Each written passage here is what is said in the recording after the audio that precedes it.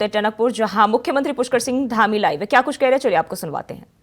देवभूमि को drugs free देवभूमि, drugs free देवभूमि का हमने संकल्प लिया है और राज्य सरकार इस दिशा में तेजी से आगे बढ़ रही है। लेकिन राज्य सरकार के साथ साथ हम सब लोगों को भी आगे बढ़ना होगा। हम लोगों को भी अपने अंदर जागरूकता लानी होगी। हर एक व्यक्ति को जागरूक करना होगा। जितने लोग हमारे सबसे आगे बैठे, हेमा जोशी जी, रोहितास अग्रवाल जी, हमारे सचिव साहब, हमारे सभी, हमारे डब्बू भाई हैं मंडी परिषद की तरफ से चला सकते हैं। उधर हमारे रामू जोशी जी बैठे हैं खटीमा से, ये देखिए सोनू जी बैठे हैं, दीपक पाठक जी हैं, सारे लोग हमारे बोरा जी समेत जो बिल्कुल सामाजिक क्षेत्र में काम करने वाले हैं। हमारे खीमानंद भट्ट जी जो अभी भी अमोड़ी से मोटरसाइकिल से वहां चकरपुर तक पहुंचते हैं।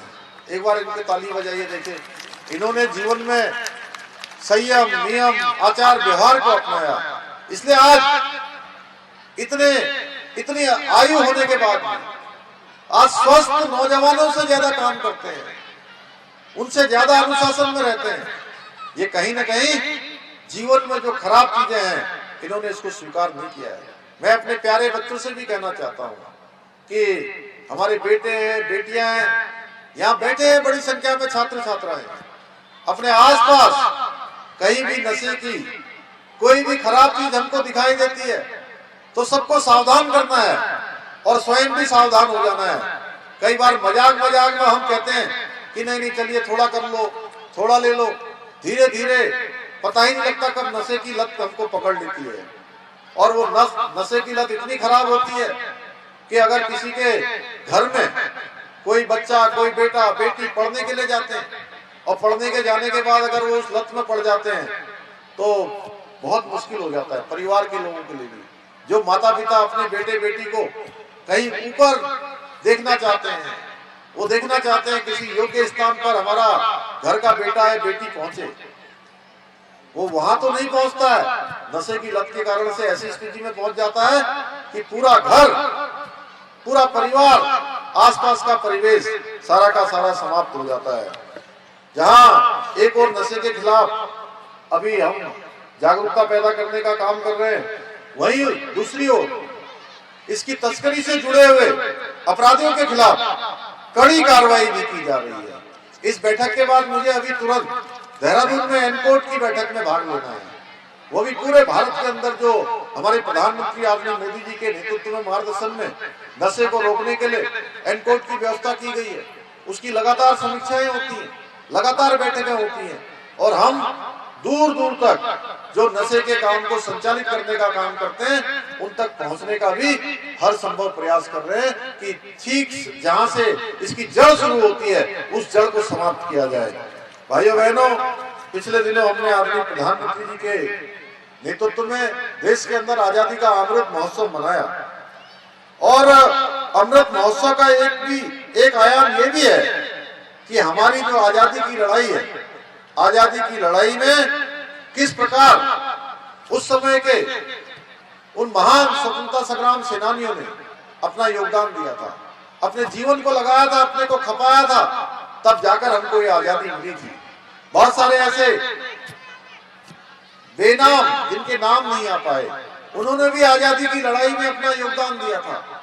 उन सबको भी नई पीढ़ी के सामने लाने का काम, नए भारत के सामने लाने का काम हमारे प्रधानमंत्री जी ने किया था और नई पीढ़ी के समक्ष उनको प्रस्तुत करने का हेतु ये था कि हमारी जो आने वाली पीढ़ी है उन सभी महापुरुषों के बारे में ठीक प्रकार से उनको पता लग सके, ठीक प्रकार से उनके जीवन चरित्र से, उनके जीवन से प्रेरणा लेकर समाज के क्षेत्र में और आगे के क्षेत्र में काम करें।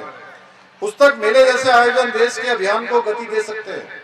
इन मेलों में आजादी की लड़ाई से जुड़ी किताबों का विशेष महत्व दिया जा सकता है तथा ऐसे लेखकों को एक मजबूत जो मंच है वह भी प्रदान किया जा सकता है। मुझे पूरा विश्वास है कि यह आयोजन भविष्य में इस दिशा में एक बहुत बड़ा माध्यम बनेंगे, बहुत सकारात्मक दिशा में ले जाने का काम करेंगे। और श्री रामचरितमानस में कहा गया है शास्त्र सुचिंतित पुनि पुनि देखा, यानी शास्त्रों का या पुस्तकों का बार बार अध्ययन करना चाहिए, तभी वे प्रभावी और उपयोगी बने रहते हैं। कहते हैं कितनी बार भी आप गीता को बार बार पढ़िए, जिसने पढ़ी होगी हर बार देखिएगा, हर बार उसका भावार्थ परिवर्तित होता रहता है, हर बार नया नया ज्ञान प्राप्त होता रहता है, और हर बार आपके अंदर उससे नई नई प्रेरणाएं, नया नया ज्ञान, आपके चक्षुओं को खोलने का काम हमारे ग्रंथ और हमारे ये सभी पुस्तकें करती हैं। वर्तमान में यह बात इसलिए और महत्वपूर्ण हो जाती है क्योंकि आज इंटरनेट की बात तेजी से हम सबके बीच में है, क्योंकि ज्ञान विज्ञान आगे बढ़ा है, तेजी से साइंस एंड टेक्नोलॉजी के क्षेत्र में विस्तार हुआ है, विकास हुआ है, और इंटरनेट के जमाने में अब ये बात हावी होती जा रही है, ये सोच कि जब जरूरत होगी तो हम इंटरनेट खोल लेंगे और 2 मिनट में जो चाहेंगे आंकड़े वो निकल जाएंगे, और उसकी मदद से हमें जो समाधान चाहिए होगा वो भी मिल जाएगा। लेकिन मेरा मानना है कि तकनीकी हमारे लिए निसंदेह एक बहुत महत्वपूर्ण जरिया है, लेकिन वो किताबों का और किताबों के अध्ययन को रिप्लेस करने का तरीका नहीं है। इसको हम रिप्लेस नहीं कर सकते, क्योंकि जब जानकारी हमारे दिमाग में होती है तो दिमाग उस जानकारी को गहराई से प्रोसेस करता है, जिसका हमने अध्ययन किया होता है, चिंतन किया होता है, मनन किया होता है, पढ़ा होता है, या मैं कहूं कि साधना की होती है। एक साधना भी है ये पढ़ाई करना एक साधना के समान है, और उससे जुड़े हुए जो आयाम है वो हमारे दिमाग में आते हैं।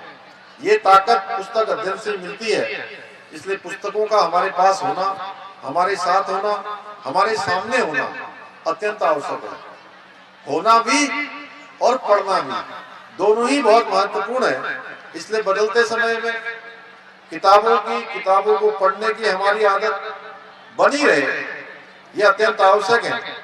फिर चाहे किताबें आज फिजिकल फॉर्म में हो या डिजिटल फॉर्म में हो, क्योंकि आज जहां इस प्रकार की पुस्तक मेलाओं का आयोजन हो रहा है, लाइब्रेरियां हमारी लगातार चल रही हैं, लेकिन आजकल डिजिटल लाइब्रेरी भी चल रही है। किसी भी रूप में हो, ये हमारे पास होनी अवश्य चाहिए, अध्ययन हमारा होना चाहिए। मेरा मानना है कि इस प्रकार के आयोजन किताबों में, युवाओं में किताबों के प्रति आकर्षण पैदा करने में, उनकी अहमियत समझने में या समझाने में बड़ी भूमिका अदा करेंगे। मुझे भी, मैं आप सबको बताना चाहता हूं कि मुझे भी कभी कभी जब भी अवसर मिलता है, मैं भी कोशिश करता हूं कि कुछ पढ़ सकूं। अभी भी मुझे 2 किताबें बद्रीदत्त पांडे जी की और स्वामी विवेकानंद जी की 2 पुस्तकें यहाँ पर मिली हैं, तो मैं उनको अपने साथ में लेकर जा रहा हूँ। मैंने देखा कि कहीं जब भी मौका मिलेगा पढ़ूंगा। और वैसे हमारे जो राष्ट्र नायक हैं, जिन्होंने अपने जीवन को भारत माता के लिए लगाया, हमारी आजादी के लिए लगाया, समाज के लिए लगाया, स्वयं को निछावर कर दिया, इसीलिए हम उन सबको याद करते हैं। अगर हम किसी को याद करते हैं, किसी का स्मरण करते हैं, तो हम इसीलिए स्मरण करते हैं क्योंकि उन्होंने अपने जीवन को समर्पित किया है।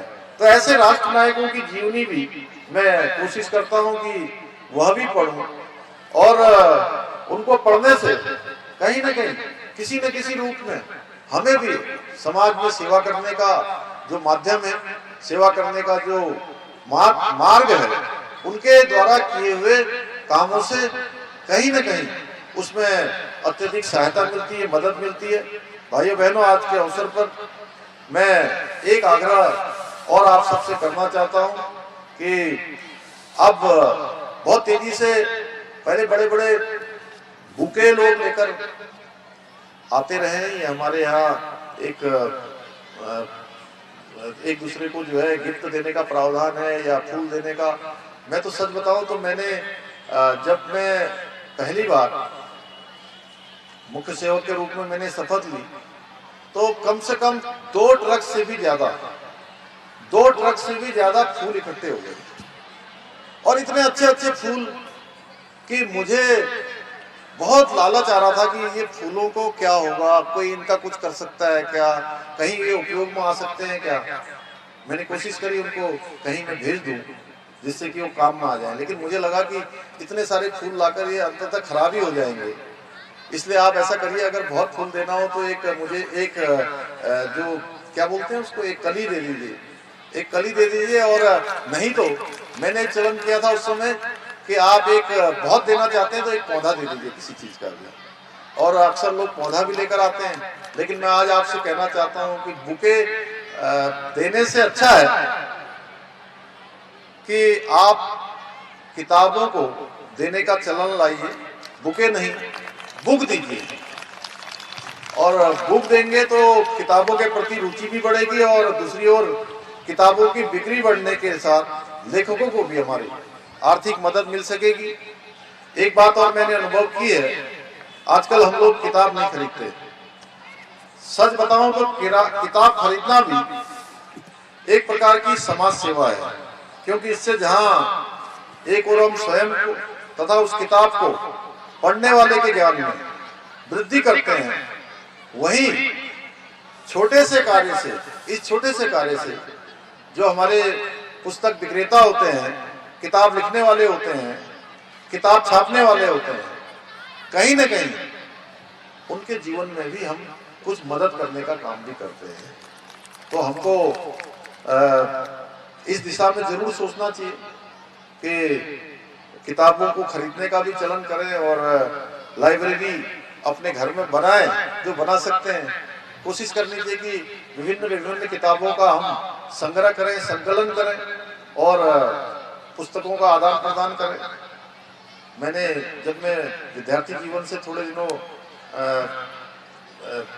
सामाजिक जीवन में आया तो मैंने बहुत सारी किताबें इकट्ठी करी थी और जिनको देता था उनका नाम रजिस्टर में लिख लेता था कि जिससे कि वो वापस भी कर दें। कई बार जो है लोग पढ़ने के लिए ले जाते हैं और वापस नहीं करते। तो इस प्रकार के भी बहुत सारी चीजें हैं जिनसे हम आदान प्रदान कर सकते हैं, अपना ज्ञान बढ़ा सकते हैं, औरों का भी ज्ञान बढ़ा सकते हैं। मैं आप सभी से अपील करता हूं कि आज से आप किताबों को खरीदने की आदत डालिए, क्योंकि आपका एक छोटा सा प्रयास समाज में बहुत बड़ा परिवर्तन ला सकता है। और मुझे पूरा विश्वास है कि हमारे नवोदित उदयमान जो हमारे छात्र हैं, छात्राएं हैं, उन सबके अंदर भी इस प्रकार की संस्कृति, इस प्रकार का संस्कार हम सबके माध्यम से आएगा। और आज ये पुस्तक मेले का यहाँ दूसरी बार आयोजन हो रहा है।